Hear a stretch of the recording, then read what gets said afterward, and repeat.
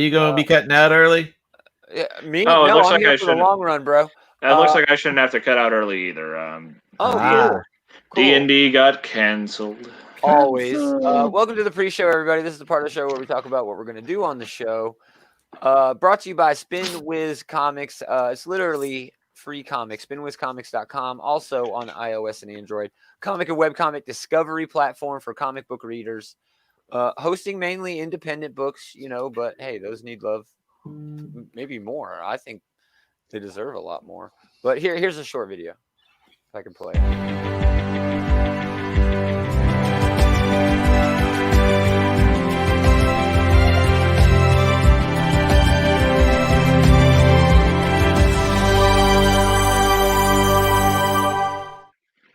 Yeah, so Spin Wiz Comics. Who's gonna take you home Definitely check that out. I tonight? don't think that was the song.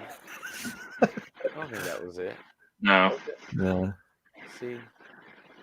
But yeah, this is a part of the Just show we a talk classic about. David non sequitur. It I is think. what we're gonna do on the show. We have several things to go over. We got segment 1. We're probably gonna talk about, I don't know, Mando. Jesus, Mando. Yeah. Also, we know whatever else we've been doing in the world. Some news. We got killer news. I got some King in Black news. That's kind of weird, but I don't know. I think it raises a couple of cool questions. And we're going to talk about a bunch of new books coming out from DC, and then top 3. I don't have any other news. I do have some food news, obviously. It's the Sunday night show. I always have food news. But yeah, what's been going on otherwise? We were talking about Bendis because, yes, part of our news is all the new DC books coming out, and Bendis is on Justice League.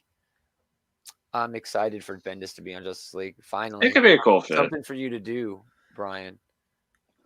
He's been great on team books, but yeah, again, we're going to talk about that, I guess. Play to your strengths. Play to your strengths. Play to your strengths. 100% agree. So what else? You guys have any other news that we're going to talk about? I guess Mando's got a couple of layers to it.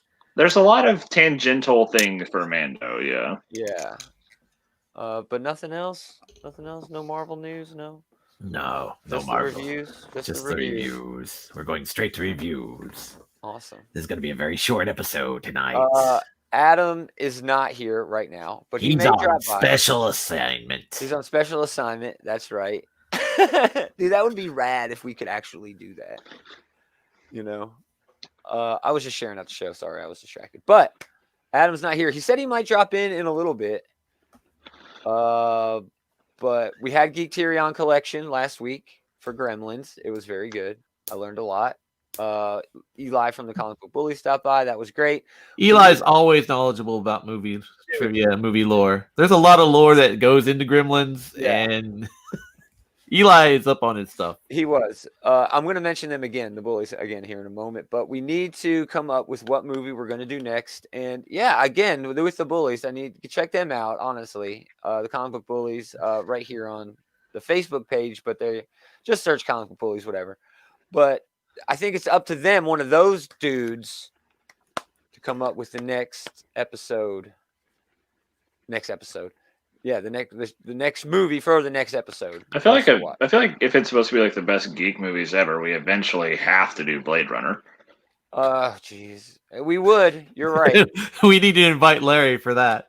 No, he hates Blade Runner. It's not bad. It's a deficiency of his character that he doesn't like Blade Runner. I like Blade Runner for what it is, but what it is boring sometimes, some of the time. It's a dry movie. It for sure is. Yeah. See how I put that? See how politically correct I put that? I like Blade Runner for what it is, but what it is boring sometimes. That was my quote. There's a lot of just, exposition that goes on in Blade Runner. But it revolutionized a certain genre. And yeah, of course, we should definitely talk. Weirdly enough, Blade Runner is...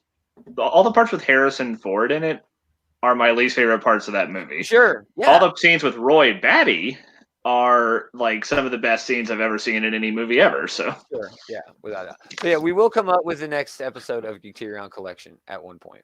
Best movies. I trust that Eli will come up with something great. These motherfuckers are gonna throw some strange shit. Oh, I think you should probably brush up on your kung fu movies. Yeah. Oh, speaking of that, all right, top 5. We need to come up with what we're gonna do in the next top 5. The bullies, I don't know if they were drinking or just bored, but rattled off just a slew of different topics, and I hated them all. Like best 007 movies. And I'm like, that's fun. That actually might be interesting. Yeah. I respect the 007 movies only because they are sort of like an evolution of popular culture within a specific context. You know what I mean? Okay, so we're talking about Times 007 movies, like you can see it. Yeah. You can like put those into different batches. Like there's the ones that are campy and good, and the ones that are actually good. You know? Yeah. There's a lot of that are really tongue in cheek. I mean, like a lot of the Sean Connery ones are tongue in cheek. One of my favorite ones is Man with the Golden Gun. It's a stupid fucking movie. It's really dumb. But there's a guy in these movies who throws his hat at people, and motherfuckers love him. They adore this guy, and I'm like, I don't get it. Oddjob barely has anything to do in the movie. He has like one scene to look intimidating and another scene where he dies. Yeah, exactly. Like that's the Bond. That's like, okay, so like the formula for most of the Bond movies has always been like, this is great that you're you fight like there's the main thug, right? Who's like their final battle or whatever. Yeah. Oh, stick around. You'll agree with me a lot, Travis. It's not scary. It's not scary. It's not scary at all. Or Jaws. Jaws, dude. He has like an top five. Dude, he has top 5 James Bond henchmen. You really could. He has like an arc where he's a bad guy and then he's a good guy, gets a girlfriend. Unlike most characters in James Bond movies, Jaws actually has character development. Yeah, I like he has an arc. I like the ones from the 90s, but that's probably because that's when I kind of, you know what I mean? Yeah. It's a product of the era.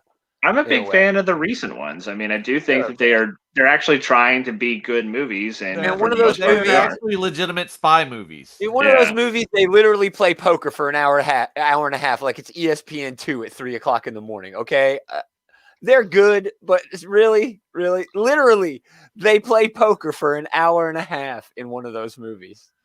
I mean.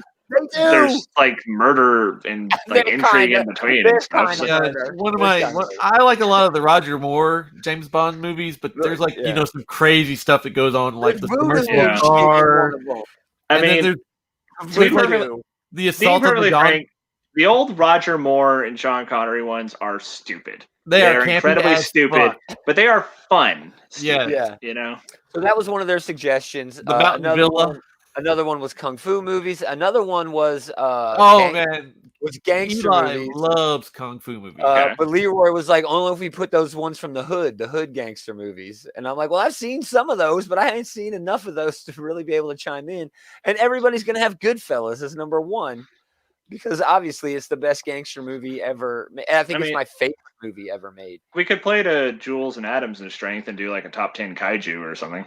Hey. I wouldn't be able to do that either. I could just hang out. And it's not about you, Gomer. Jeez. You're right. That's what I mean. And that's kind of what I was getting at in the chat I was having with the bullies. But Leroy and Eli were just putting in all these things, and I'm like, man, that would be great. I don't know anything about it. That would be great. I don't know anything about it. Are we talking about doing like top 5 runs though? For the next one? Runs. They want to do something movies though. Yeah, that's fair. Yeah.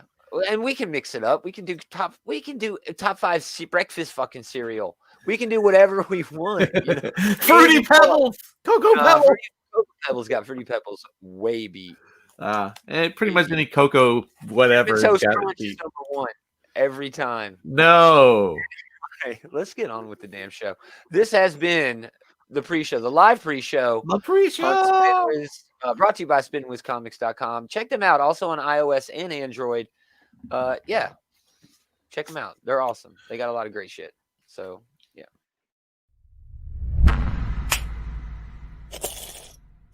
Mm-hmm.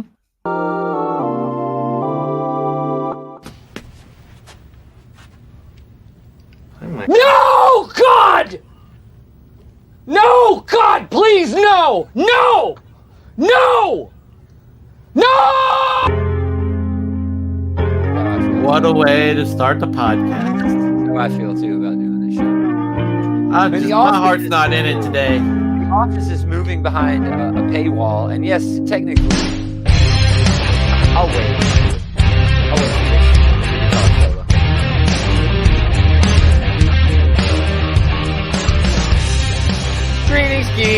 Welcome back. It's another episode of this Geek in Comics, Outright Geekery's comic book shit talk show. Shit talk show.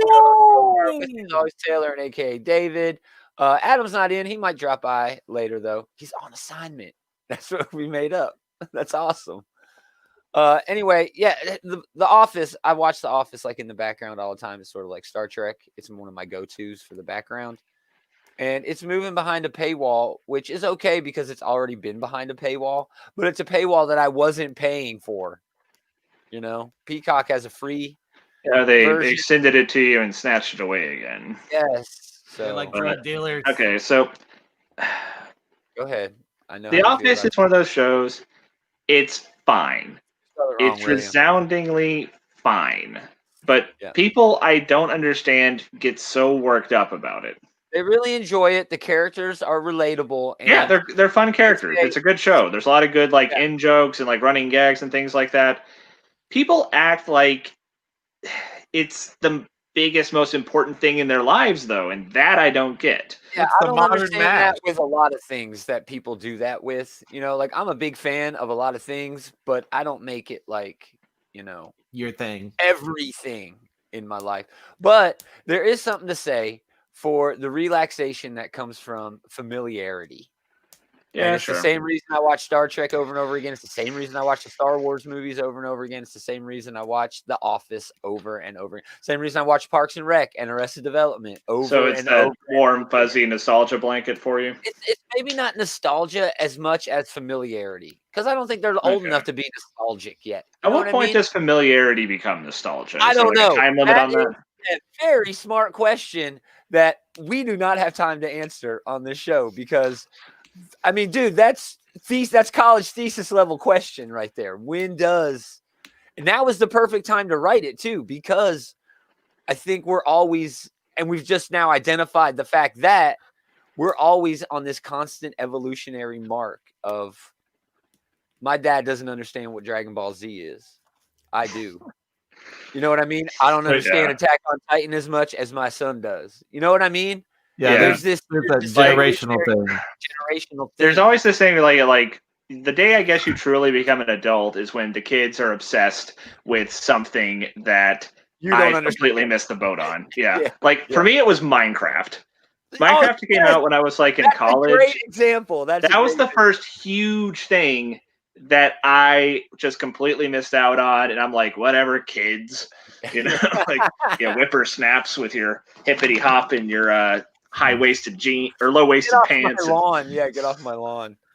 But the thing about the pop culture is there's always something new being cranked out that will become popular. Sure, but pop culture is also an exercise in constantly rechurning the same material. Exactly. It's both. And that's not necessarily a bad thing. If you're getting a new spin on something that people love, that ties in. Has there ever been an episode where William has commented and not said something sucks? Okay, every episode. Okay, Dragon Ball Z definitely has its problems, but it's like a generational touchstone show, and you keep its name out of your mouth, sir. I'm not a fan of Power Rangers. I can't stand it. I understand the appeal. Power Rangers was huge when I was in kindergarten. There you go. So now that HBO Max is on Roku, I started Lovecraft Country, and it's dope as fuck. It's so cool, dude. There's Eli. This is one of the motherfuckers that got me turned on to this. Pokemon. It was so good. For me, it was Pokemon. Yeah, Pokemon. Yeah, and even that's generational now as young and old people found Pokemon Go on their phone. Oh my gosh. You know what I mean? There was a newfound that cross generation. Oh, I can. It definitely looped in a lot of people who were drinking that nostalgia Kool-Aid. But new people. The Chillins, they were also enjoying it. It seems. But there were I remember old people who had never heard of Pokemon before and picked that up. I am genuinely surprised, how many. It was the gateway for a lot of boomers into Pokemon. Yes, because I actively still play Pokemon Go, and the group that here in town, there's a lot of people who play that are older than I am. All right, I guess we have to talk about The Mandalorian. The Mandalorian. So we had our season finale this week. It was amazing. It was breathtaking. Yes. everything about it was perfect. I'm speechless. It was a perfect hour of television. I don't know that they could have done much better with any part of it. Yeah. I don't know. Go ahead. What else should we say? Because well, okay, but yeah, like even before the thing that happens at the end, both of the things. There were two big things at the end. Yeah. Okay. So throughout this season, they've been doing a great job bringing in the older established characters from the different properties. You know, you start off, we have Bo-Katan.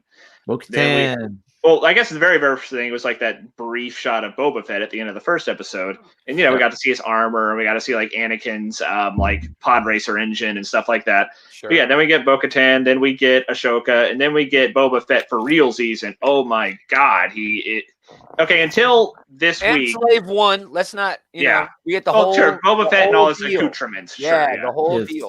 But until this week, Boba Fett showing up and wrecking shit was like the crowning achievement of kind of bringing in these old characters, I think, so far. But this week we finally got the grandest of all cameos in the form of Luke fucking Skywalker showing up. R2D2. And R2D2. Like Luke and his bosom buddy R2D2. Yeah, and if you've been watching the Child Calls, to sort of just out to the Force to the Jedi, and he's the one that showed up. Like, in a lot of ways, Luke was the logical person to show up because he is the one trying to rebuild the order. He's trying to rebuild the order. We're like 5 years out from Return of the Jedi, I think, or something at this point. Yeah. So, okay, remember at the end of Rogue One when Darth Vader shows up in the hallway? And it was the first time we genuinely got to see Darth Vader as he always should have been in film. Like, that was the first time we saw live action Darth Vader, just this unstoppable, terrifying force of nature. Really, because of the special effects and the way they're able to shoot. Yeah, like, as much as we love the original trilogy, them using the Force back in the day was just some scaffolding lazily walking across the screen. They should remake it, man. They could do a hell of a lot better. They honestly could nowadays with the modern special effects. That would be sick to see. Like, you've seen, like, that fan film where, like, Obi-Wan and Darth Vader are fighting, and it's actually cool. Unlike what was in A New Hope. Yeah. But yeah, so this did that for Luke though. Luke shows up, like, okay, so we saw Mando barely get by fighting one of these dark troopers, and now a whole platoon is on their way, and Moff Gideon's like, full on smug asshole mode. But then suddenly, you see an X-Wing flying in. And then like I think it was Fennec was like, oh good, that'll save us. And then like, dude, Moff Gideon was kind of a lame villain. He lost every single time. He was a smug shit who, he was very competent. Like, he displayed himself to be a very, like, shut your mouth, wily. We're not talking about that. No, that does beg to the question. I don't know. I honestly don't. But not that. No, Grogu is one of the Knights of Ren. Well, that would be a twist, but dude, that would be a hell of a twist, man. But anyway, so yeah, Luke goes in and he just wrecks these fucking dark troopers like they're nothing. Yeah. And he just tears through them. It has like overtones of Clone Wars where you see the Jedi just wreck droids all the time. Yeah. And it's rad as hell, and we've never gotten to see Luke Skywalker be like this in a movie before. Yeah. It was awesome. Yeah, and like I also love when he gets into the room at the end and Amanda's like, I'm going to open the door. Like, are you out of your mind? Because like it's awesome seeing like Luke's the good guy. We know that. But to these normal people in the Star Wars universe, it's freaking terrifying watching this guy work, even if he is on your side ostensibly. Right. Like, that's awesome. One of the cool factors of Mandalorian has always been like, this is our chance to see the people who aren't the space wizards. Yes, and this was our chance, to the see ground them. level kind of people. Yeah, and this was cool, getting a chance to see how they react when like the space wizard shows up, and like he's this force of nature that you can barely understand that is tearing through these things that you stood no chance against. Especially it's like they haven't seen a Jedi in action. Sure, most of the galaxy hasn't seen a Jedi in action for like maybe 20. Almost 30 years. Even then, you can count the combined Jedi and Sith in the Star Wars universe on two hands. And even then, it's just stories. that you're hearing. But I mean, and these motherfuckers are seeing it after they've done all of the badass, amazing shit they've done. They took the ship, and they still are badasses, Yeah, and it was predominantly a crew, a crew of badass women taking this whole ship. Yeah, that was really cool to see. Yeah, that was awesome, man. But I will say though, why weren't the people in the invincible armor taking point when they were making their way through the ship? Hey, but whatever. But I guess if you want to criticize the scene, you could say that it completely trivializes the crew in the sense because Luke was always going to show up anyway, and they didn't even really need to be there. Well, but it was totally worth it because this is such a awesome moment that every Star Wars fan has probably always wanted to see. And I'm not sure that's quite right. Gideon would have murdered that kid before. Okay, you know what? That's fair. That's fair. Yeah. Gideon tried to go out like a bitch too, tried to murder himself. Incidentally, also knock him the fuck out. When you have him on the bridge, like he's over here, like, oh, and you can knock him monologue some more. I get that you want him alive, but there's no reason for him to be conscious. Yeah. So the after credit scene, we go back to Jabba's palace, and holy shit, man! And the whole time I'm thinking she's on the Rancor pit. They go and take shit over, and it's cool. Yeah, it was great. But who's this? A new show called The Book of Boba. Who's this? Who's this fat Twi'lek that was sitting in the chair? Because I thought that's not Bib Fortuna, is it? It might have been Bib Fortuna. It's been a few years. Unless he might have really let himself go after he gets to eat all that. He's the top of the food chain now. He gets to eat all the damn time. So I can buy that. I kind of thought, old canon or EU canon, he did survive, but he had a whole process. This is going to be hard to hear. The EU canon does not matter. I know EU it just canon doesn't matter anymore. But I thought even in the regular canon, I didn't think he survived the cell bar. Motherfuckers were saying Ezra or the kid from the video game. I was like, "There's Ezra." No way. I assume is going to be an Ahsoka show. I agree with that. I was like, but there's no way it was going to be that kid from the video game, dude. No. Who the fuck wants Starkiller? I mean, not Starkiller, the guy from the Fallen Order. Oh, the more recent one. Okay, the one who played the Joker. I don't even know who that is, so whatever. And that would be okay, but it's not a Mandalorian season 2 finale. Okay, no. Yeah. So it's going to be a Don Boba Fett, and I'm hoping that's what it is, dude. I'm hoping this is a gangster show.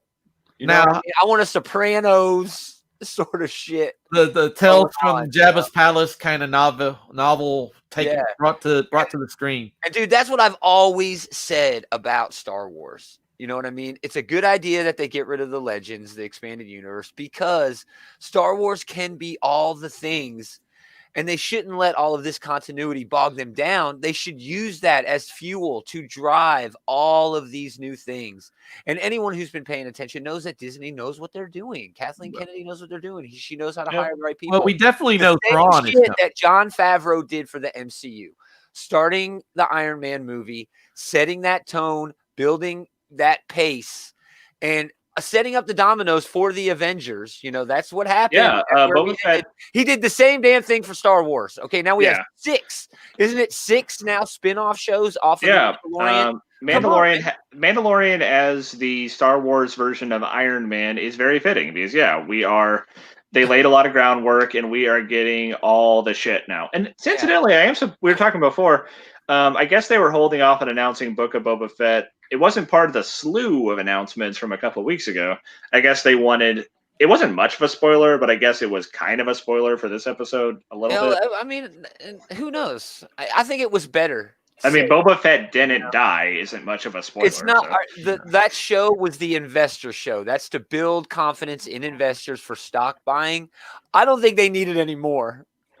You know what I mean? They sure as hell didn't need another damn Star Wars show. Yeah. So, this is a one. Disney should also pay the Star Wars writers. That's true. That's actually a breaking story. It's been rumored for a while. There was one guy on Twitter who didn't get paid for some novels that he wrote. And he was making some beef on there. I don't blame him at all. Yes, Disney definitely needs to pay their Star Wars writers. Those High Republic guys are going to get paid, the ones doing the stuff right now. So, yeah, that's actually a breaking story that was officially broke today. There's a slew of writers now that have come out and said stuff. But with that, that's a good segue into. I missed the video. Damn it! Sorry, guys. You fool.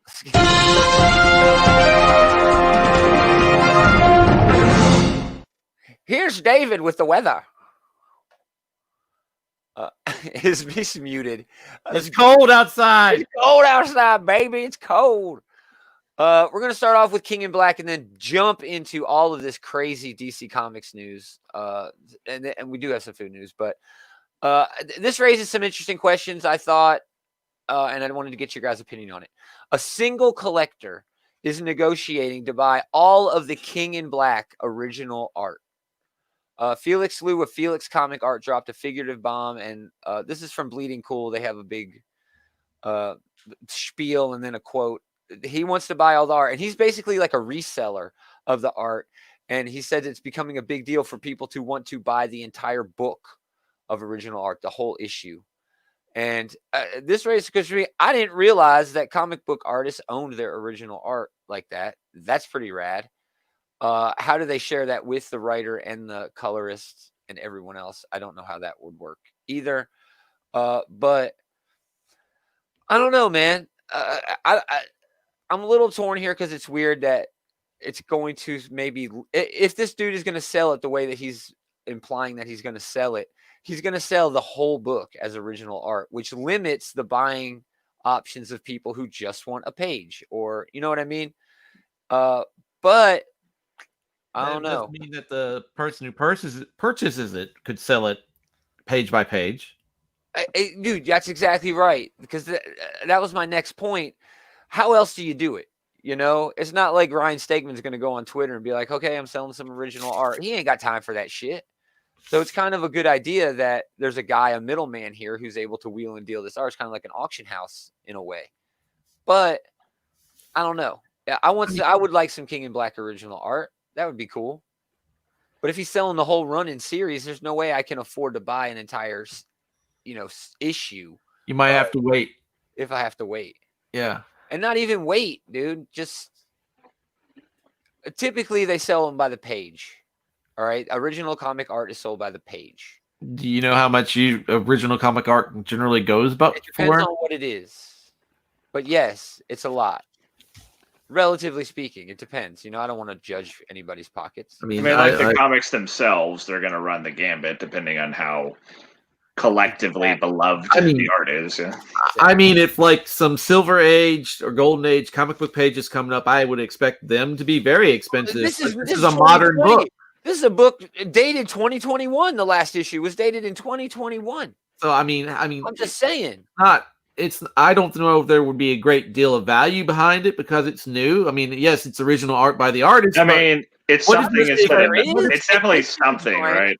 I mean, like if you were to go to a comic book convention and commission Ryan Stegman to do art, how much would he charge? That's different. That's a whole different ballgame. I don't know. I don't know where the baseline to do this is. Well, he hasn't had a price on this book either, though, so I don't even have that information. I have a tangentially related story here about Steve Ditko. Apparently, he took a lot of his original Spider-Man art and apparently out of spite, held on to it for years and years and actually used it as like cutting. Like he would like lay it out when he was preparing food and like cut stuff on top of it and ruin the stuff. What's his? Steve Ditko apparently had a real spat with Stan Lee about the storytelling direction of Spider-Man, and the dude apparently holds on to his spite. Well, he wants to burn money. It's his money to burn, so whatever. But most of it comes down to storytelling decisions that I honestly think Stan Lee was completely in the right about. Yeah, like apparently Ditko was thought it was silly that Norman Osborn would be the Green Goblin since they, what are the odds that he would run into somebody else who making Green Goblin Norman Osborn was one of the best creative decisions they ever made. They got so much mileage out of that dynamic. Yeah. I remember hearing stories about like where Steve Ditko would like want to have Spider-Man putting down like, college kids protesting, and Stan Lee was like, no, like Spider-Man would be like, you bunch of commies, and Stan Lee's like, no, Spidey supports you. That's the kind of story I remember hearing about them too. I never heard that, but I don't know, maybe. So yeah, there's your comic art for Marvel, your comic news, comic art, whatever. So we're getting into the DC solicitations for March. This is after the Future State 2-month break, and it is a significant number in books published. Just so we have some comparisons, by the end of December, DC will have published 50 one-shots, miniseries, or ongoing titles across the DCU, Black Label, and everything else. That's not trades or anything like that. That includes Metal, Endless Winter tie-ins, and shit. So in February, during Future State, that number drops down to 40. Now that's understandable, because Future State is a break. They're trying to get gear back up and get everything going. But in March, DC is publishing just 34 titles. Now, a lot of those are new and new creative teams, and we're going to go over some of them. The first one, that is not the first one, Infinite Frontier. And this is basically like their, I don't know, what would you call it, Taylor? This is like their spear, the tip of the spear. Yeah, well, the name and the art is an homage to the Darwin Cook Frontier stuff, obviously. Beautiful. It's beautiful. Yeah. I love it.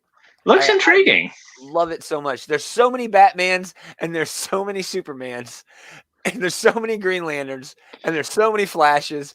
It's weird in a way. If I'm on the outside looking in, it's like, why are these guys twins? Is it generational? Is Calvin Ellis the name of the other universe Superman who was the president? Oh, I think that's it. I think that's it. Yeah, the Earth 2. Basically the one who's Obama. Yeah. Yeah. All right, so Infinite Frontier, Scott Snyder, Jeff Johns, James Tynion, Joshua Williamson, Jeffrey Thorne, Philip Kennedy Johnson, Brett Bendis, Cloonan, Conrad, Joel Jones, Tim Sheridan. Art by John Timms, Porter, Jones, Jimenez, just all the names. Who's who in there, David Marquez. A veritable cornucopia of talent. $6 one shot on March 2nd. So this is their first book. All right, it's a 64-page one shot. And this is most likely just going to be very small snippets of everything that's coming next. A sample platter, if you would. A sample platter, yes. A cheese platter. A $6 sample platter, but still. Yeah. I probably will end up getting this. Oh, I will definitely get this. Just out of curiosity, this is not the only book I will be getting out of this new stuff in February. Batman Urban Legends is another one. Chip Zdarsky is writing this. Ooh. Listen, Matthew Rosenberg, Stephanie Phillips, and Brandon Thomas. Okay. This is more of an anthology book. It's $8, 64 pages. And all the different creators have their own small story. I don't know about that, man. $8 is a big ask for an anthology. But there's great writers on it. Chip Zdarsky, it does, yeah. Batman. That's cool. It is. Go ahead, David. I might pick that up out of curiosity too, depending on how heavy the week is. He's very curious.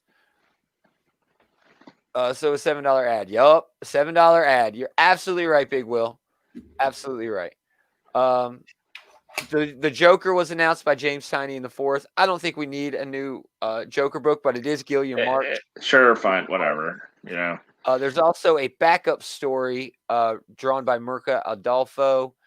That's going to be a punchline story. So a Mirka Adolfo punchline drawn story. That might just be worth it alone. With it's going to be beautiful. Look, Taylor's like, punchline, yawn. Harley Quinn. That was perfect timing. I wasn't trying that. Harley Quinn #1 by Stephanie Phillips and Riley Rosmo. I love Riley Rosmo's work. It's going to be perfect for Harley Quinn. This is actually a pretty good pick. Here's another one. Crime Syndicate #1. Ooh. Written by Andy Schmidt. The art is by Kieran McCown. There's a backup story in here. A story and art by Brian Hitch. This is actually spinning out of Dark Knight's death metal. The multiverse is reborn, and Earth 3 with it. Spoiler alert. Death Metal 7 drops, in January. Thanks, guys. I mean, the universe survives is not obviously. Spoiler, you're right. Yeah. Obviously. But the mayhem known as the Crime Syndicate as common foe unites them. But how long can alliances last between villains like these? So this is sort of an origin story for the Crime Syndicate. which has kind of been done before, actually in multiple media. Yeah. But it's time for a new take. It's time for a new take. Yeah, I mean, the Crime Syndicate's one of those things that, like, periodically, like, every 10 years or so, it seems, they circle back to it and they basically try to reinvent the wheel with these guys. Yeah. Hey, kids, remember when the Justice League was evil?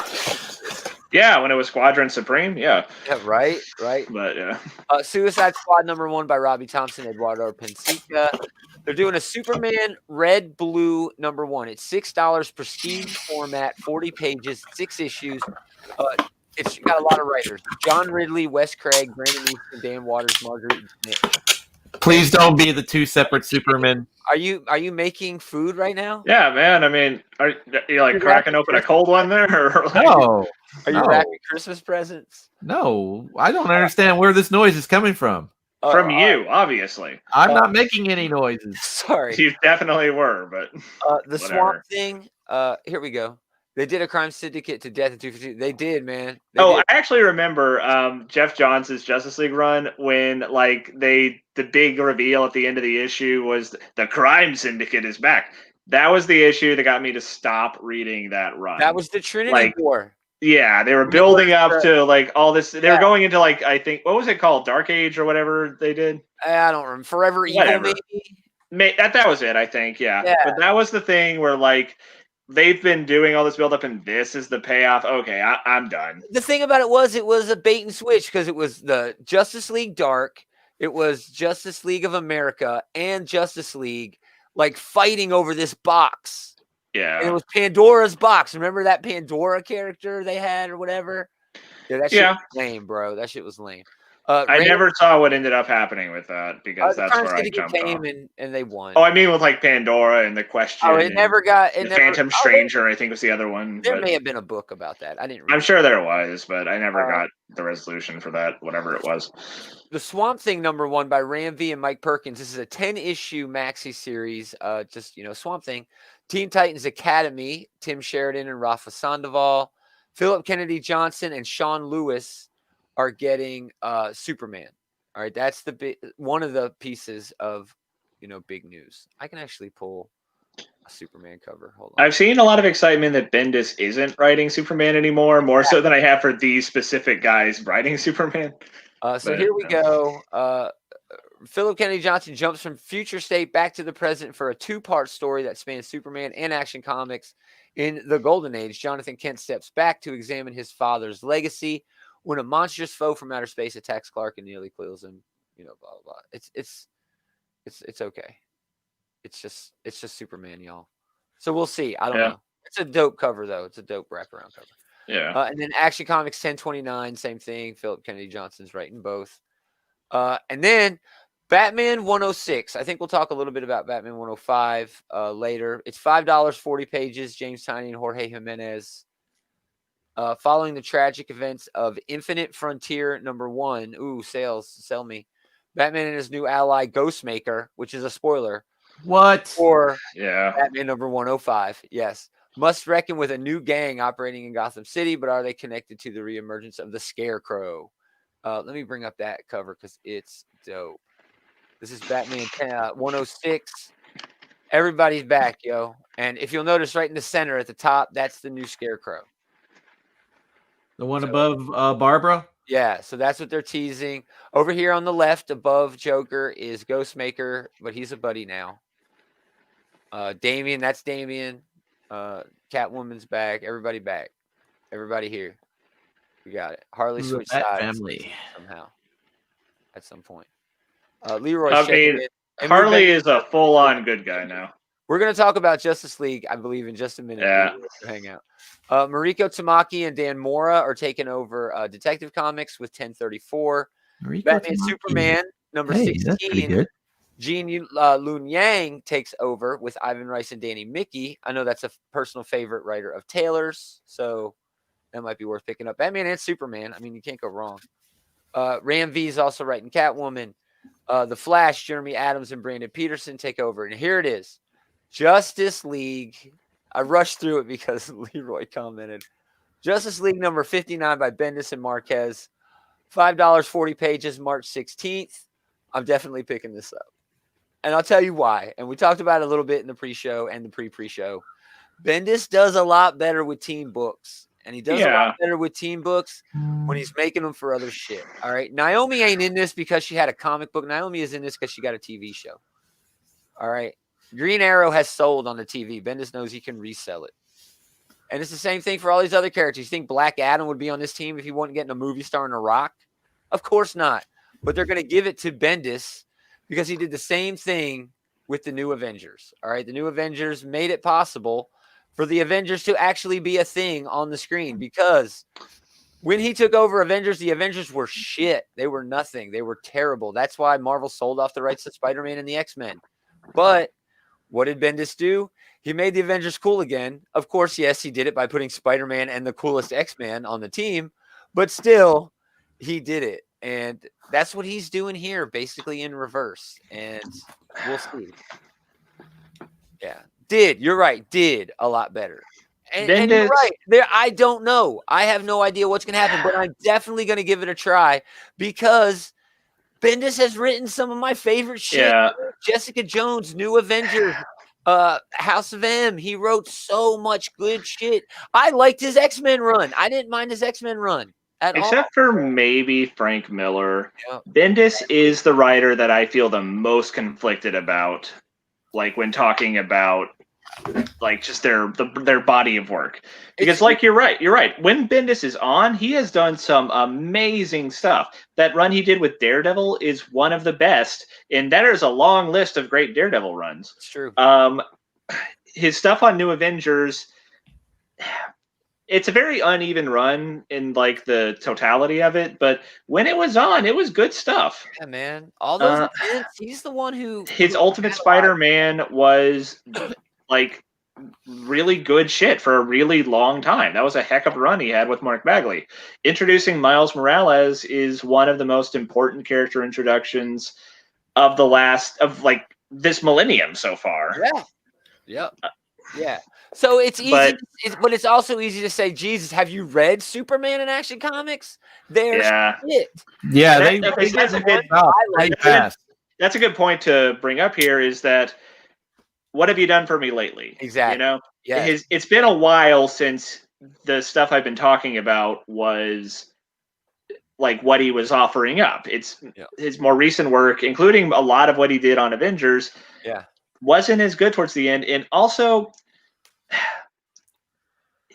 Bendis's dialogue, his writing ticks when writing characters, having conversations, bad guys having banter, whatever. Maybe it's just a matter of being overexposed to it, but my God, it gets old fast. It does. I go back to an issue of X-Men that he wrote where it was just 2 characters on the page, very small, and the whole thing just filled up because Bendis had to be Bendis. And I get it, but I'm still willing to give him the go. And okay, but like you said, he probably Justice League's usually a good book. Yeah, he's one of those. He does better on team books. And this is one of those things where, like, as much as it's easy to rag on the man, he has that body of work that always makes you, I think, at least a little bit intrigued when his name gets dropped on a new book. Exactly. And I'm going to bring it up again. The team is stacked. This is a cool great team. And we have a bunch of mainstays, but and there's already built-in relationship stuff with Green Arrow and Black Canary. You know, there's a lot that it could be kind of cool seeing Naomi and Superman kind of in like a mentor sort of thing. Yeah, Naomi could be like a good protege for him. Sure. Like they have such similar backgrounds and all that. Yeah. Let's see here. Other writers are starting to make fun of his banter. It's true. Yeah. I mean, it's true. We'll see how it goes. Next book. Yeah. Nightwing number 78. This is the Tom Taylor, Bruno Redondo follow-up to their Suicide Squad run. I don't like Nightwing. I'm not a fan of Nightwing. I don't even like Dick Grayson. All right. He's my least favorite Robin. I don't care for him at all. I said it. But I'm going to pick this up because I love Tom Taylor. I love Bruno Redondo. Yeah, it's a bit of a tangent. Just kind of putting out a quick on-the-spot poll here. Who's everybody's favorite Robin? it's an unpopular opinion, but Damian is my favorite Robin. He's the one that makes the most sense, and he's got the best attitude. Yeah, Damian has been pretty much the best Robin to date. I like Who's Tim. your favorite Robin, though, David? Oh, Damian. See, look at that. Okay, so we got Tim, Damian. You like Tim? I like Tim. I don't have a problem with Tim. I don't have a problem with Jason. Jason's probably my second favorite. I got a big problem with Dick. I hate Dick. I do. I don't like him at all. I'm not a fan of him. Remember when he was Robin for a beat and Damian was or when he was Batman for a beat and Damian, while he was Robin, was a better Batman? Remember Yes. that run? I think that was Grant Morrison, wasn't it? It was Grant Morrison. So, yeah, that was the one where Batman was a good book. It was a great book, back, right? That was after. I think his point was to make me hate Dick. That was after like the Final Crisis book, right? Yeah. I don't remember. It was because that was where Batman died. Was in Final Crisis. He was quantum leaping his way back. Yeah, that was actually a pretty fun run too. Here's a poll. Jason said it's a good pick. It's a good pick. When you get your ass beat, it don't matter how many times you get knocked down, it's how many times you get up. Wonder Woman number 770. I'm glad Jules isn't here because I know he would have done one of those obscure, not canon rappings. Carrie. I bet he would have done Carrie. I bet on it. I honestly would bet money that he'd pick Carrie. Or Stephanie Brown. I'll try to remember to ask him tomorrow. Written by Becky Cloonan and Michael W. Conrad, with Travis Moore doing the art. Wonder Woman number 770. And then there's also a backup Wonder Woman book, Sensational Wonder Woman, by Stephanie Phillips and Megan Hetrick. That is a number 1. Robins are only cool after they. Yeah, it's true. I mean, Damian was cool when he was still with the old man, but he did get a lot cooler. And of course, Leroy, just to be fucking different. Get the fuck out of here with your spoiler. She's a better Bat girl, and she's Spoiler is an underrated character. She's awesome. I'm just saying. Sensational Wonder Woman, and then it's all the other shit that's ongoing. Vampire 76, Black and White number 4, Batcat number 4, White Knight, Harley Quinn, Batman Ra's al Ghul. So I don't know. It's weird, dude. It's weird. There's definitely some intriguing books in there. Some ones I'll definitely be picking up. Me too, but it's not very many books. This is atypical of a big 2 company after a relaunch like this. This was a very... They were calling a lot of audibles on this big relaunch, right? This is not something that they were sitting around planning for months and months in advance. They're probably just announcing these not too far after they cemented doing them in the first place. Yeah. I mean, this is what they're giving us instead of 5G, really, right? Well, what I don't know. Basically, Future State is 5G as far as I can tell. Yeah, or at least it's like the reanimated version of it. Yeah. So there is still a Green Lantern book, but it's that Green Lantern season 2, whatever book. But to me, this feels like them focusing a lot of their energy on what they know is hot. The Joker, Harley Quinn, Crime Syndicate, Suicide Squad, Superman Red and Blue, just a 40-page anthology sort of thing. Well, I mean, they're a business that is desperately trying to fend off the wolves right now, so I don't really blame them. And AT&T. But Marvel doesn't have a problem with that. Marvel doesn't have a problem throwing fucking Power Pack at you. You know what I mean? Marvel, in just about every aspect of the comics, the movies, the TV properties, and everything, Marvel has their shit together than DC does. They do. Yeah, it's because at some point in time we're going to get a Power Pack TV show. Hey, Power Pack, that Ryan North Power Pack that came out a few weeks ago, I really enjoyed it. I did too, man. It was just lame, and it wasn't even lame. It was just like little kids, just a run of the mill. It was goofy, lighthearted fun. It was just fun. Yeah. Man, on a side note, I watched The Hobbit the other day, all the way through all 3 of them. I don't think I've ever watched the middle one before with the barrels and shit. The Desolation of Smaug. Yeah, I think I missed that one somehow. Yeah. Anyway, food news. They all run together for you. Food news. Check your gag reflex. Pepsi Coca-Cola. Coca-Cola. Chocolate Pepsi? It's chocolate and a little hint of marshmallow. Ooh. Okay. There's nothing more classic than hot cocoa on a winter day. But isn't it Winter's Day? Whatever. But yeah, we're looking at the icy beverage in the picture there, though. Yeah. But this generally chocolate flavored sodas are an acquired taste. They're kind of nasty. That's a really charitable way of saying that they're gross and terrible. Yeah. This is the global warming version of hot cocoa because you need a cold cocoa. So yeah, whatever. Todd Kaplan, Vice President of Marketing at Pepsi, you know how you can go to Sonic and get like any flavor you want mixed in? Yes, and they have like freestyle fountains now that you can do that. The Hobbit indeed did not need to be 3 movies, but that's a topic for another time. Yeah. One of my favorite Sonic drinks is a chocolate root beer. Ooh. I usually just go. Sounds gross. It sounds gross, but I'm boring and I just love their cherry limeades. Oh, yeah, those are good too. I like orange Dr. Pepper. Things that are like the classic popular options, they're popular for a reason. Sure. I will also often get a chocolate vanilla Coke, which is very good. Yeah. Oh, but yeah, my sister got a chocolate Coke one time, and it was one of those things where like, try this, and like we all did. I gotta tell you, that's pretty gross. Not good. Chocolate root beer is different. Get a small. Don't overdo it. Maybe ask, hey, I heard a chocolate root beer was good. Can I get a sample? Yeah, ocean water is good. Ocean water is good. I've never had ocean water. It's gotta be really hot for me to have ocean water. Ocean water is a good summer drink. You really got to be in a mood for it, though, I think. So moving on, that's the end of the news. So yeah, I don't know. We got some good. I'm anxious to see some of the DC stuff, and we'll of course talk about them when they finally drop. So there's no moment of destruction because IDW can't get its shit together. So.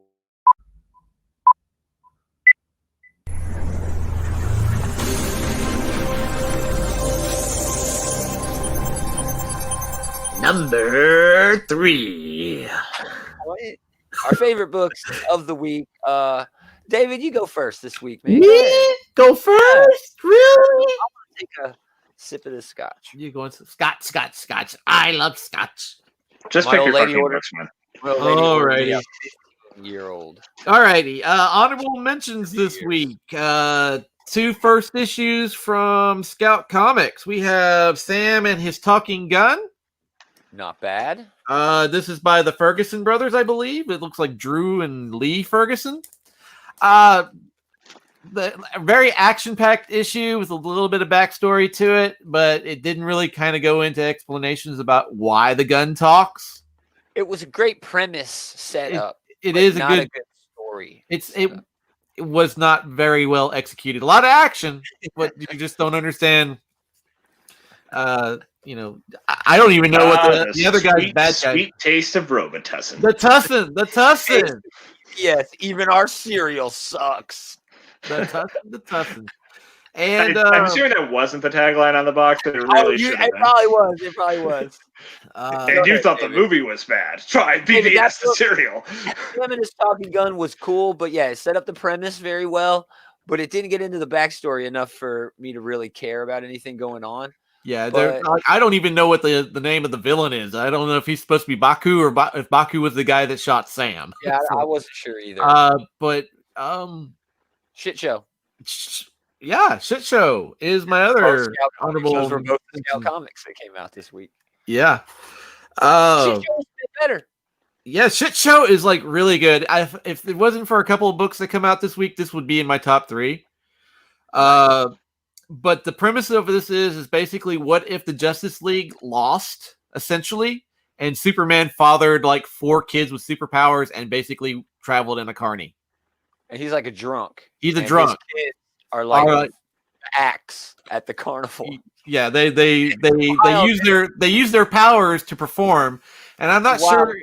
I'm not sure if the other survivor of this Justice League is the mother or not. So yeah, but it was really cool. It fed into a lot of tropes, like of the drunk parent, who needs the help of the kids who are more adults than the adult. Shameless, the show Shameless on Showtime uses that beyond extreme for all of the characters. But things could come together with that book, David. It's an interesting premise, and I'd like to see where it goes. I'm actually jumped to the end too quick, man. The bad guy coming back at the end, it jumped. It should have waited on that. They should have had something else happen. Well, yeah, the demon normal, that killed like the a kid whole breaks a bone or something. You know what I mean? yeah To build that, because there's a family dynamic there, and it's trying to get to the family dynamic, but it didn't do it. All it did was show these kids taking care of their drunk piece of shit dad. yeah It had a lot to tell, and it didn't have enough pages, I don't think. It's interesting enough for me to pick up issue 2. It has like this very kind of Incredibles kind of vibe to it, but what if the Incredibles were in a post-apocalyptic world? And it has kind of like that Dynamo 5 kind of vibe to it. Okay, I can feel that. Yeah, I can feel that. Because you got basically and these 4 kids. And the way they talk, there were other superheroes, and apparently they're either killed or they ain't being superheroes anymore, or they lost their powers. And these 4 kids have a unique power to themselves. Yeah. And so, like, is this going to be the start of another super team, or what? It's like, these whole. We'll see. They're not going to be able to do it without Drunk Daddy coming back. No, Drunk Daddy is the analog for Superman in this, basically. It's definitely going to be that kind of story. Yeah. Drunk Dad story. Drunk Dad. Any other honorable mentions? No honorable mentions. No further honorable mentions. My number 3 pick is Barbalian Red Planet number 2. Man, I skipped this, man. I forgot about this book. It goes a little further into the dynamic about Mark Mars, Barbalian, his interactions with the gay culture of Spin City. His interactions, how he, relates to the gay community. He's a Martian, active in the gay community, but he's also a police officer that is actively part of a department that's actively suppressing the gay community. And then we have the alien bounty hunter from Mars showing up, and all kinds of weird, fun dynamics going on that have coalesced into a rather interesting book. I did read the first issue. It was great. All this Jeff Lemire Black Hammer stuff is just great, but he's not writing this, is he? Someone else is writing this. He may be sharing writing credits with it. Let me double check real quick. Yeah, but his name is on the book. So well, sure. I mean, it's his universe. Script is by Tate Ball, and the story is by Jeff Lemire and Ball, with Gabriel Hernandez Walta on the art. Nice. Should I go? Or do you want to go, Taylor? Roll for initiative. You want me to go? I can go. Oh, okay, go. I'll just do like reverse order this week, I guess. Excellent. It's a counter sort of week, so we'll go counterclockwise. Yeah. Okay, so for one of my honorable mentions, I'll do Captain America 26, mostly just because we see the Red Hulk in this issue, and he finally has a freaking mustache, like he should have been this whole time. I've seen that floating around. I didn't read the issue. I mean, the main reason he didn't have a mustache originally was so they could keep up that hacky "Who's the Red Hulk" crap. Even though everybody guessed it on the first issue. Everyone knew it was Ross. But yeah, here we actually get the Red Hulk. He lied about it on a social media. No, it's not General Ross. That reminds me of that shit they did with like Star Trek, like Into Darkness, where like everyone knew it was Khan, and then they were like, "No, it's someone else." Yeah. We fucking know. It's okay that we guessed your thing that wasn't much of a spoiler in the first place, man. No shit. All right, but there's a great scene in that where he salutes Captain America. It was awesome. Yeah, that was pretty cool. I didn't read the issue, but I saw that page. Generally, I like this comic anyway. It's been a lot of fun. I'm enjoying it.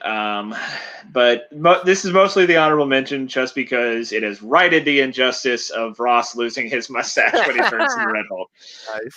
Nice. For my other honorable mention, I'm going to do Fantastic Four. 27. Yeah. Basically, so the character that they introduced back at the beginning of this run, the Griever, is like showing back up, and it's them trying their best to deal with basically a Galactus level cosmic entity type thing. Well, I guess more like Eternity. Yeah. Is Griever that entity, or is Griever helping them defeat that entity? Griever is that entity. Okay. I was a little thrown off because I did read issue 26 because it had that moment with Franklin. Yeah. That's all I cared about. So I read that. But when Griever showed up, it seemed kind of peaceful. I mean, there was like a meeting of the people, but they didn't fight really at the end of Well, that. I think it is kind of a cool the way they're doing the characters. Like, she's powerful to the point where she's beyond these characters, right? She's not really fighting them as much as like dismissed, dismissed, dismissed. Cool.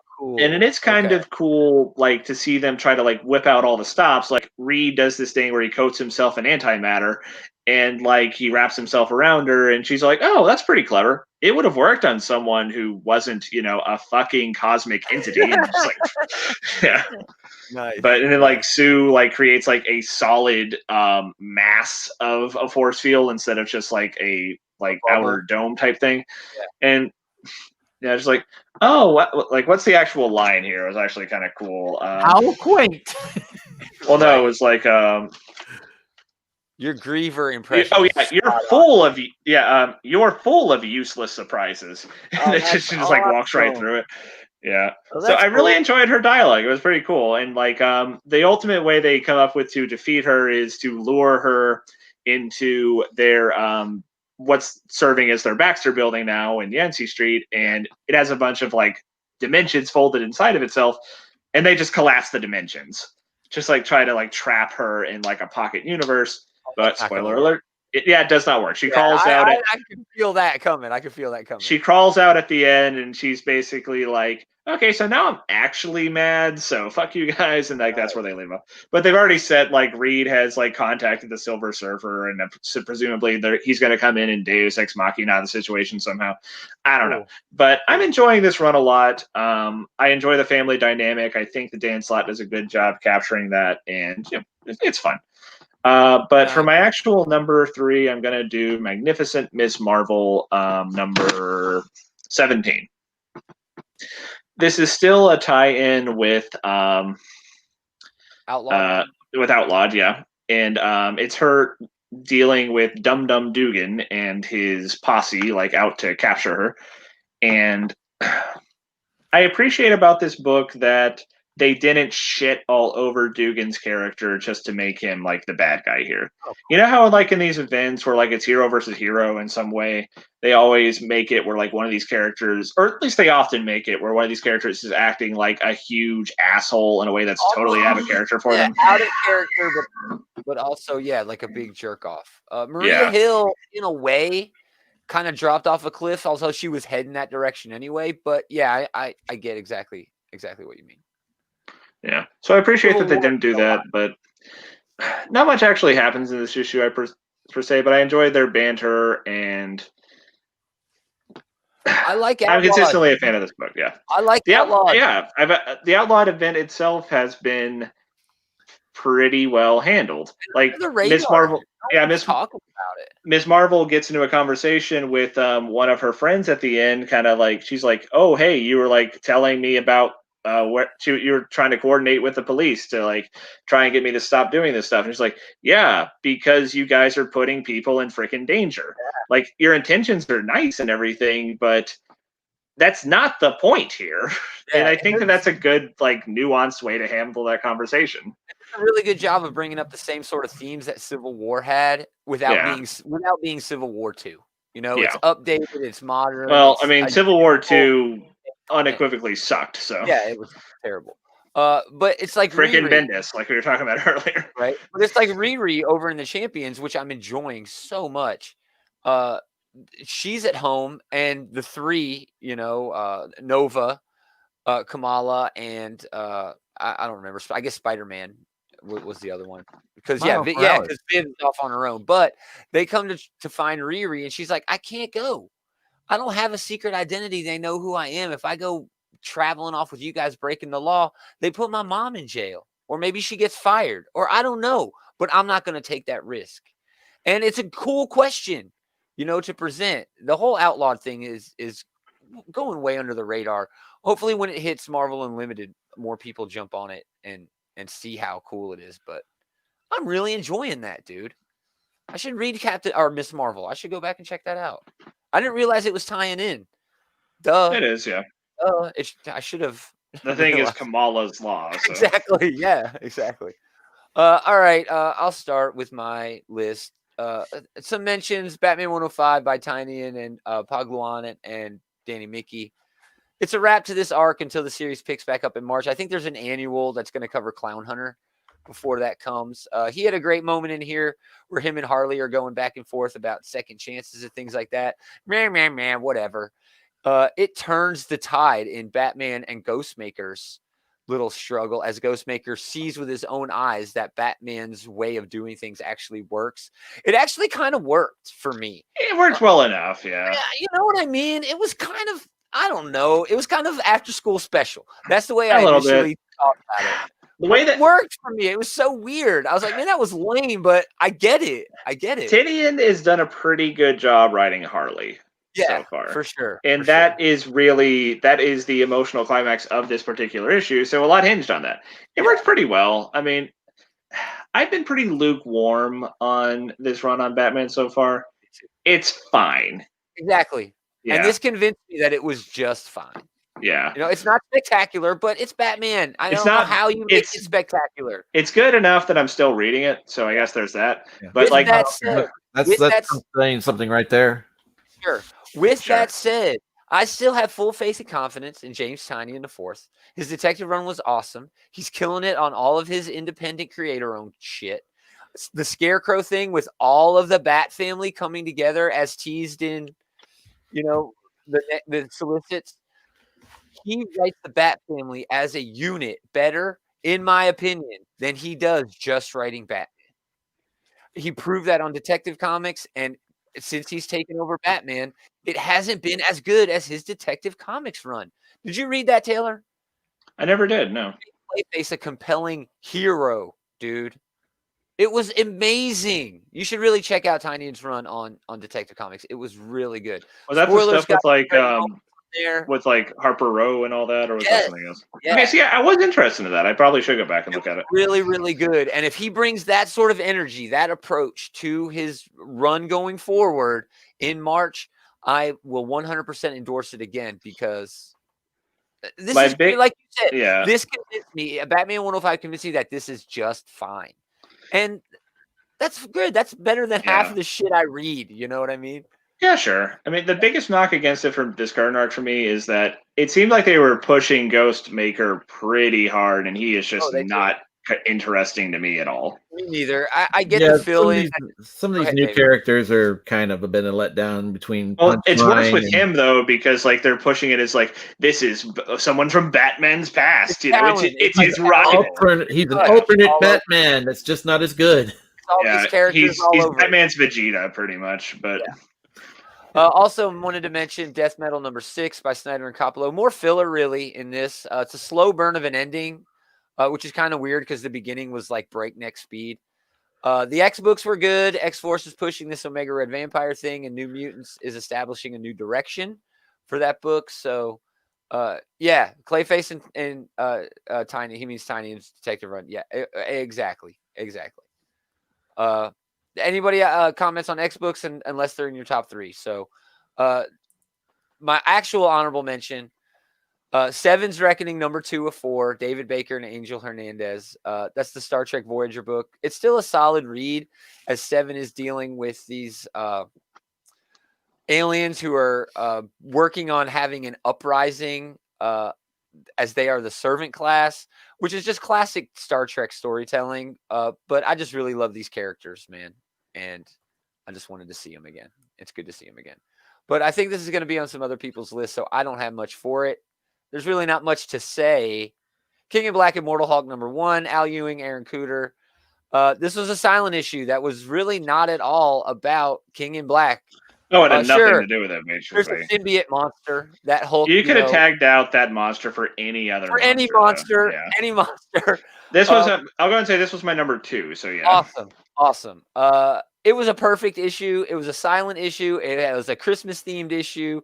And it was just Al Ewing having fun with a run that he is allowed to have fun on, because that's the level of success he's reached with Hulk in this run. And he was like, hey, why don't you do an Immortal Hulk book tie-in for King in Black? And he's like, all right, screw you guys. Let's have some fun. And he did.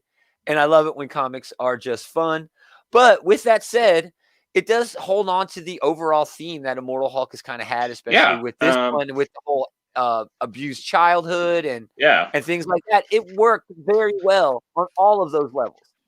He has really gotten a lot of his success from looking into the different Hulk personas as a different aspect of Banner's mind, a different aspect of his trauma, and as a different coping mechanism. So yeah, we're down to Savage Hulk and Joe Fixit in the current Immortal Hulk book, and Savage Hulk is the manifestation of his inner child lashing out, and then Joe is like the, I guess, kind of like suave adult that Banner wishes that he was. But yeah, it's a lot of fun. It was kind of cool seeing both the child Hulk, like seeing the Erectoset and that like triggering a memory of his dad hitting him when he put together an Erectoset, and also looking around for like toys and like other childhood diversions. And but that was Banner who was doing all of the actual superheroing in this. Yeah, well, Joe, but yeah, Joe Fixit, and that was great too. Using the speakers in the mall or wherever they were to. Yeah, turns out symbiotes are pretty easy to kill, but tell that to the X-Men, because damn, the preview for King of Black #2 is crazy. We'll talk about that tomorrow. Well, I guess it's harder to kill symbiote gods, but but yeah, just a great issue, a silent issue. I'm a sucker for those. And it's always great storytelling when you get a compelling story across without any dialogue. Yeah, without a doubt. And the art was cool. I think I actually have my favorite panel. Let me find it. Just that face, that face of pure childhood wonder when he sees the present. Just great. It's like that meme where they have not Sandra Bullock, but you're leaving us hanging, man. Good one. All right, it's gonna come back to you as soon as Julia Roberts. Oh yeah, it does, dude. That's who that is. That's Julia Roberts when she gets the necklace. Yeah, it's just before he closes her fingers in it and she laughs. David, number 2. Second Coming, Only Begotten Son, #1. Oh, I forgot this even came out this week. Mm. Go ahead, sorry. Basically, well, Sunstar is basically the Superman analog for this Second Coming series, and we kind of go into a bit of his history. Which parallels Superman. I think you should get some background on the first volume of this.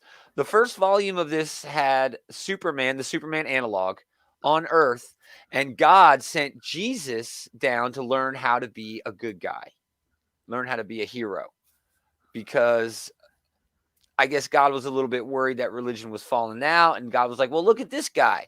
Everybody loves this guy. You need to learn how to be more like Superman, which is interesting in its own meta sort of way, as Superman was sort of an analog of, the Jewish savior or whatever. But anyway, I think that's beside the point. I think Superman was more of an analog from Moses than Jesus. Oh well, maybe. Still, either way, another time. That's a discussion there for are another religious time. undertones, certainly. But this is more of, you said, an origin of the Superman analog. Sunstar. He I was just calling Superman. He lives on he hails from a planet called Zarkonia, which is, everything on Zarkonia is made out of crystals, diamonds, and all that. And his father has, which is obviously a Jor-El analog, has discovered that the planet is going to implode in on itself because of millennia of constant mining has hollowed out the planet, and now Superman, and the planet's going to implode. Well, the planet's going to implode like in a few hours. He's telling his wife this. She's like, "We have company coming," and there's just these really interesting dynamics between him and the minister, the Sunstar's father, and the Minister of Science, who's like, I feel really bad, but in the end, you were right, and there's no real reason to tell the populace what's about to happen because we don't want their final hours for them to be panicking. Yeah. He's like, the world's going to end. Break out the good stuff. Wow. Pretty much the Minister of Science ends up like shooting himself. Almost 2 on the nose. I honestly think that's what would happen. I think that is what is happening right now. Anyway, I digress a bit. Go ahead. But there's this whole dynamic where, like, his father is a government scientist and he has a government salary, and the rocket ship that he purchases is very small. It's only big enough to send the kid, and because the original intent was to get him and his family off the planet, and that's not going to work. Of course, runaway capitalism is why they only sent the baby. Yes. But it has like a lot of interesting dynamics. There's a whole lot of just really fun dialogue about there's about like a character named Gordo who's a real estate agent. He's trying to get the father and the mother to go on some kind of like timeshare vacation, and they're just like, maybe some other time. This is Mark Russell. This is Mark Russell, yeah, who does a lot of social commentary in a lot of books he does. The Flintstones has got to be the my Flintstones is like one of the the Flintstones is one of the best. Didn't he do the Snagglepuss? I think he did the Snagglepuss one too. It was a bit more focused than the Flintstones one. The Flintstones one covered everything from animal abuse to neo-capitalism. It was wild, dude. Yes, but Snagglepuss was a little bit more focused, yeah. But this one just ends up with like going, as the planet Zarkonia explodes and Sunstar is being sent to Earth. And the only reason why they send him to Earth is because the mother makes a recipe based on an Earth recipe. Oh, weird. Like, what's this planet that the dinner was from? Yeah, we'll send him there. We'll send him there. But nice. it kind of jumps forward to an adult Sunstar, and his version of Lois Lane is expecting their child.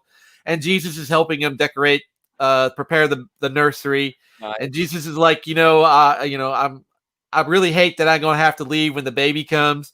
And Sunstar's like, nah, you don't have to leave. It's just, I'm really excited for this child to come because I get to be the parent that I never had. I get to be deep. So there's like a deeper story that's underlying this whole origin of Sunstar. We're going to look at his upbringing, and it's going to be kind of like an analog of how he wants to raise his child. Man, sounds like Mr. Miracle. Mr. Miracle did a little bit of that. I need to read this. I have the issue. I'll read it later. All right. Who's up? Number 2? Taylor. We already did mine. Oh, yeah. Immortal Hulk. I already did Taylor. Yeah. My number 2 is David's number 1 because I know him so well. A Post Americana, number 1. By Steve Scroce and Dave Stewart. Right? Yes. I mean, it was easy to guess. This book was amazing. Basically, there's a mountain installation in the Cheyenne Mountains called The Bubble. And the entire executive branch was meant to go to this place if ever there was a catastrophe. Well, there was. But the executive branch didn't make it. However, all of the rich elitists who paid their way into the mountain along with the executive branch did make it. 80 years later, some dude is now the president. Some dude, the elitists. The story was he appointed himself. Yeah, appointed himself.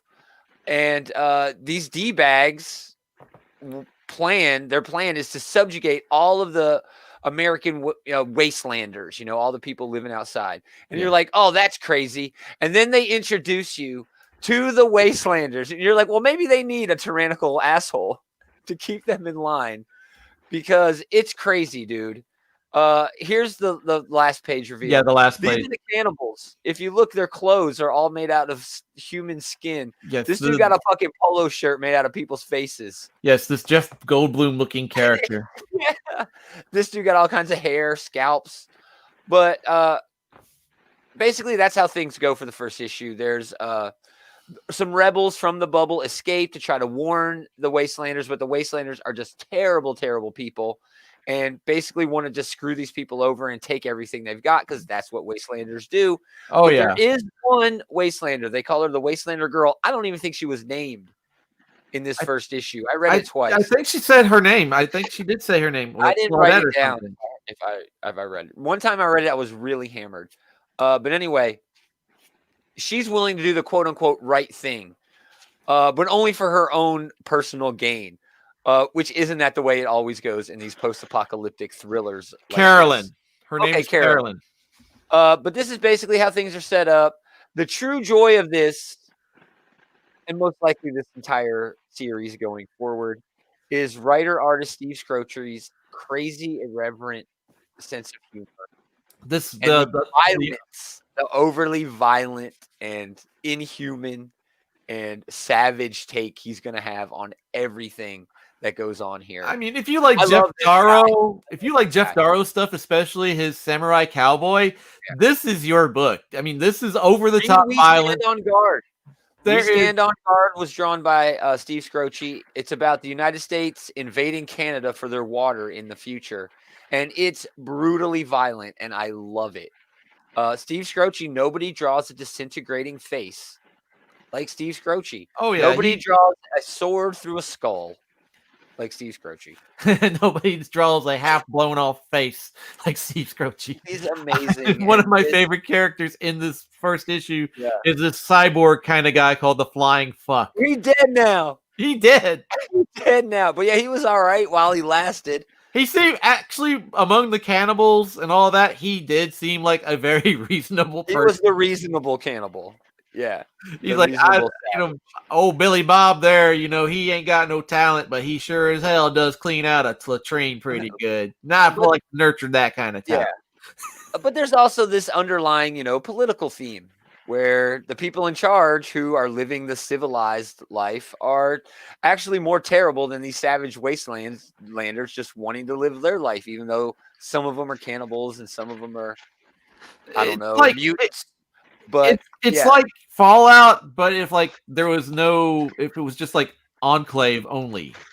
Yeah. The Enclave faction. Just Enclave in Fallout, that would be what's going on in this.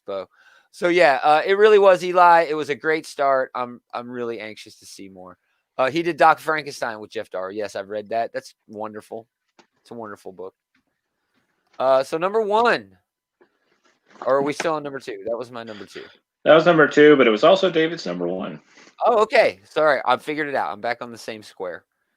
So we're up to. So David, anything else on that book?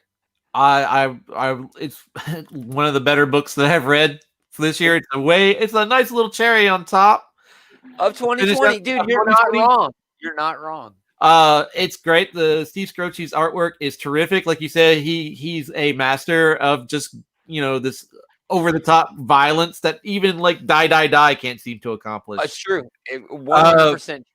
But there's like a lot of great characters in this book, and I want to know more about this Jeff Goldblum looking cannibal guy. Yeah, I want to know more about the whole universe. They were like chickens that they mass produced with genetic engineering to make them bigger, and they're cannibals and without feathers. So they went crazy. They're mutant chickens now without feathers, and they eat this guy. Because they're the size of fucking turkeys, and there's dozens of them. Oh, it was so great, and Scrochi's art is just so brutally violent. I love it. I'm definitely looking forward to issue 2, and I the only thing is my own biggest disappointment is I wasn't able to get the Jeff Darrow cover. Oh, poor baby. It was a weaker Jeff Darrow cover. Really, usually he has a lot more detail and it fills up more of the page, quote unquote, because this really isn't a page; it's a cover. But it's the whole top of it is just blank. Huh. And that does seem like a little Darrow. All right, Taylor, number 1 book of the week. My number 1 is going to be keeping up a theme here. It's Immortal Hulk number 41. Nice. This is always your pick of the week when it comes out. It often is. It's always at least in the top 3. X-Men always makes my top 3 when it comes out, and Daredevil typically at least gets a mention when it comes out. So I get it. I get that I kind of repeat myself a lot, but if it's good, it's good, and I'm not gonna switch up my lift just to have variety. But anyway, this is a meeting between. We already talked about. It's down to Savage Hulk and Joe Fixit. This is them after they landed on Earth. They sent Ben Grimm to go deal with them, and Al Ewing has a great attention to continuity here because the last time Thing fought the Hulk, it was at his honeymoon. And Thing's got a bit of a grudge because that ruined his damn honeymoon. Yeah, I read that issue. Yeah, I read that. He won the fight, but he ended up in a coma, and so he's got a bit of a chip on his shoulder in this fight.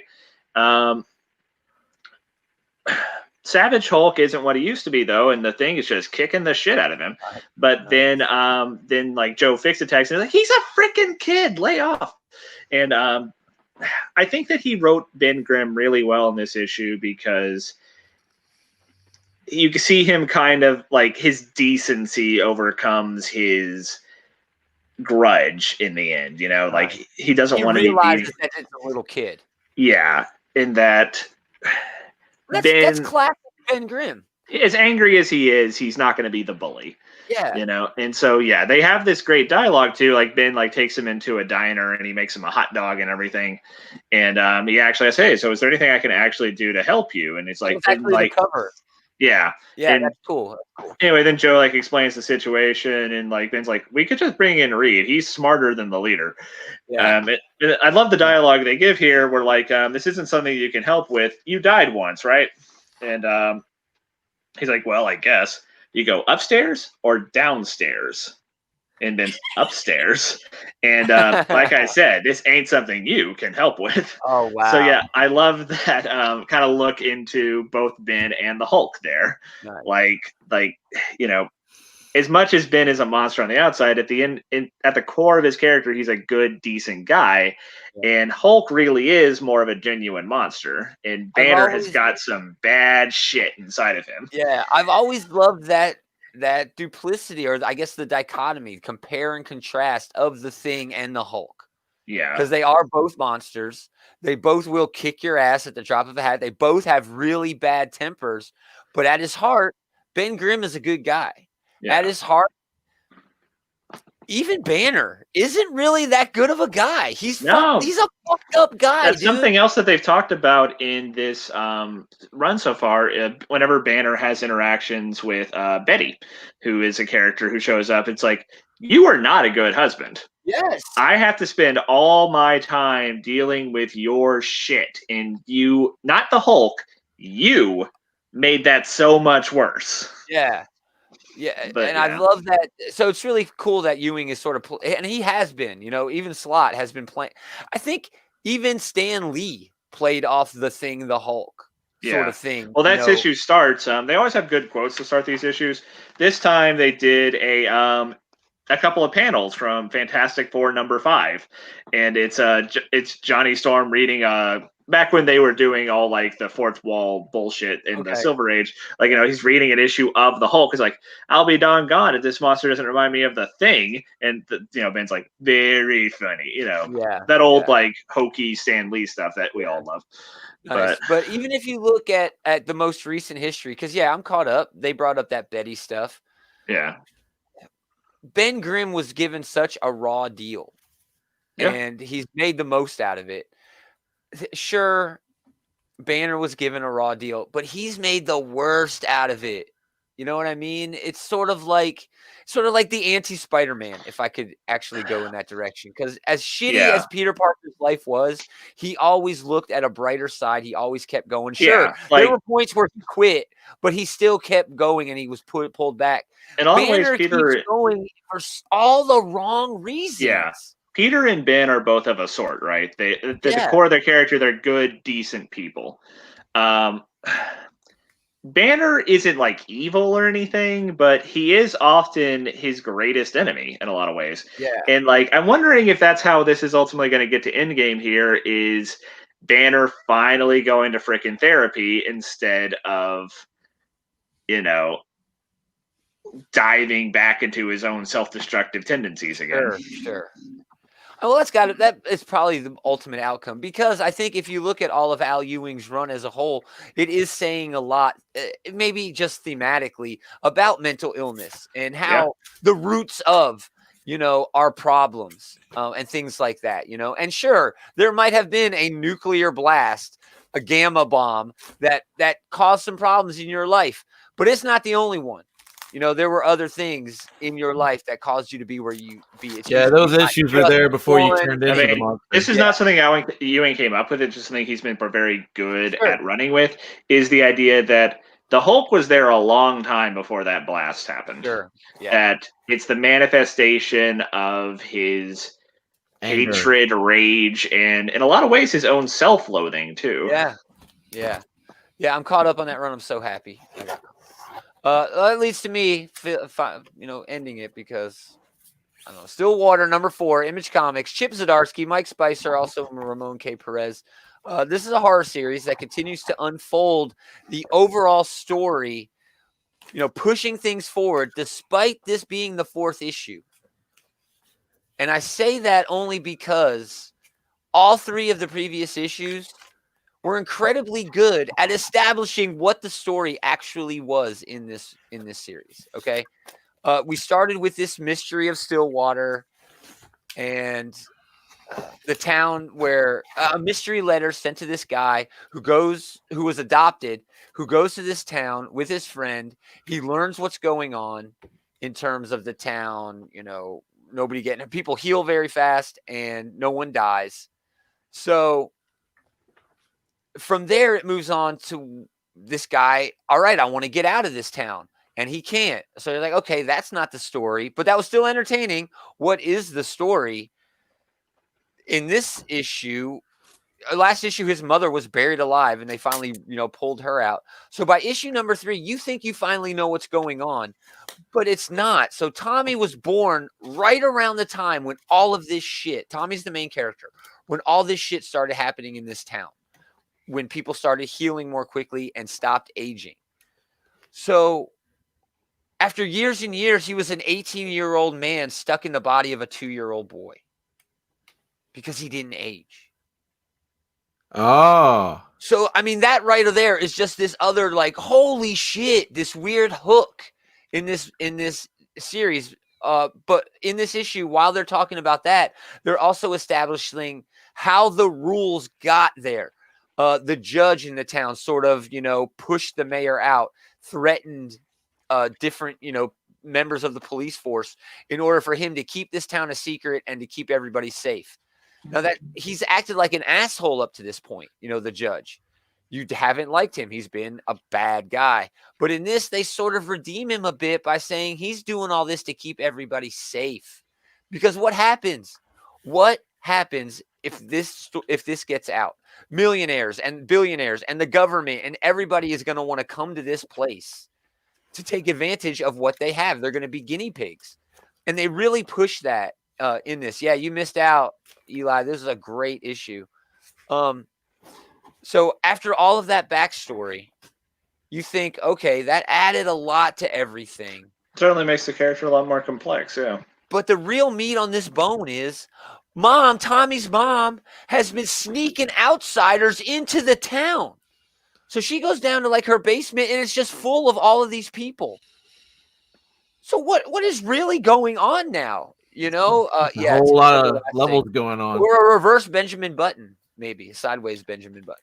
Oh, there's you can compare Tommy to Pinocchio from Fables. I mean, sure. Tuck Everlasting sounds like the more appropriate comparison. Yeah, it's more Tuck Everlasting. It really is.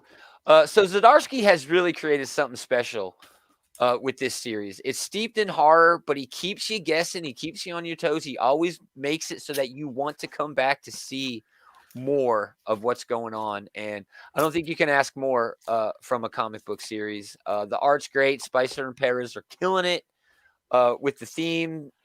All the art sort of sticks with the theme. The pacing is spot on. So, yeah, great series. I'm so glad I'm reading it. I can't wait to see what Chip does more. And he's my comic book crush. I have a crush on Zdarsky. I can't help it. So, I love him. I have a poster on my wall of Chip doing it. Weird that he posed for that. Yeah. Have you read Sex Criminals? Yes. Oh, gosh, are you kidding me? This dude, his Daredevil run right now is, like Taylor said, with so many good Daredevil runs, it's hard to imagine that they're pulling another one out. But it's great. It's very, very good. Cool. That was it. That's the show, y'all. Yay. That's the show. It's a show. Thanks for hanging out, everybody. If you listen this long, you can like and subscribe everywhere. Share the show out. Let your friends know.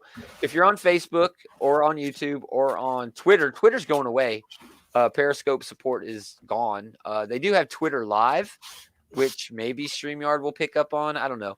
We'll figure that out. Maybe we'll just stream to Twitch like all the hip kids are doing. Twitch. Oh, we can get bit drops. We can get bit drops. I don't know what that is. It's a Twitch thing. It's a Twitch thing. So yeah, if you're over there, I feel like such an old man right now. I know, no shit. Go over to those other, yeah. Reverse Benjamin Button is just regular life. It actually reminds me of the kid, like the 2-year-old, the 18-year-old, and the 2-year-old body. It reminds me of a reverse Jack, like that Robin Williams movie. Reverse Jack. Yeah. Yeah, it's Reverse Jack. That would be great. Everybody would want that. No one would want the Jack thing, but everybody would. Oh yeah, you die when you're like high school age. So yeah. So anyway, go to those other platforms, search Outright Geekery, find us and check us out. We got a lot of other shit going, including Comic Book Bullies. They do a show every Monday, sometimes Sunday, Mondays. It's around. Search Comic Book Bullies or find them right here on the Outright Geekery Facebook page. If Leroy sets things up properly. Anyway, we're gonna do another Geekterion collection. Throwing some shade at Leroy. That's pretty rich coming from you, That's really all we do to each other is throw shade at each other. That's the extent of our relationship. But it's meaningful. There's a lot there. Even though I know you better, I'm gonna be on Team Leroy here. Cool. I'm cool with that. I'm okay with that. I am. He makes a lot better points than I do. Yeah, I'm just like, nah, whatever. Anyway. Oh man, that's not a comic book. That's not X-Men. That's not Bendis. Oh man, that's not my. I'm glad he stopped by. He usually. Oh, it's like there's two Gomers. Whoa. Oh no. He's the Black Gomer. It happened. No, he's not. He has a lot more. His opinions are a lot better than mine. A lot more thought out and profound.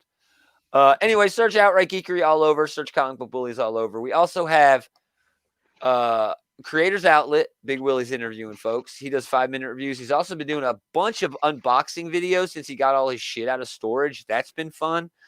Showing off a lot of retro stuff. We're going to do a Geekterion, like I mentioned. We don't know what yet. We're going to do a top 5 as soon as we figure that out. And I think I'm going to add a Star Wars show starting in 2021. Where we'll talk about all the comics, obviously, all of the news, and all of the shows and things. I feel like that would be most like a seasonal thing. Like we could do that like when like Mando and Book of Boba Fett are both out next year. The comics are all coming out though. The High Republic books, true. And the High Republic books are starting up soon too. And you got to remember that there are also going to be like the cartoon series, and there's a movie and a novel. I don't want to do it. I got to read novels, actual books. Fuck that. I ain't doing a Star Wars. You talk me out of it, David. I'm sorry. No, we still might do that. So, I really want to get back into Star Wars, and the comics weren't doing it for me. After Vader Down, really was the last time I really loved Star Wars. That was sick. Dude, that was so sick. It was. But after that, it was all downhill for me, and I really want to get back into that. I skipped Dr. Aphra, even though she was a great character. I stuck with that for a while. I eventually jumped off, though. Yeah, but Star Wars is going on now. There's a Darth Vader book and a Star Wars ongoing book, so I think we need to do it. I need to figure that out. More. I know Eli would be down, so maybe once a month. We'll do it once a month. Could be a Patreon exclusive. Oh, this motherfucker wanted to make some cheese. Get that cheddar. But most of all, I want to thank these two jokers for hanging out with me. I wish Adam would have made it. Oh, well. He had family stuff. He had a family thing. He was on a special assignment, whatever the fuck you guys thought said. we were family enough for Adam. I guess not. No. But we are going to do it again next time. Same geek time, same geek channel.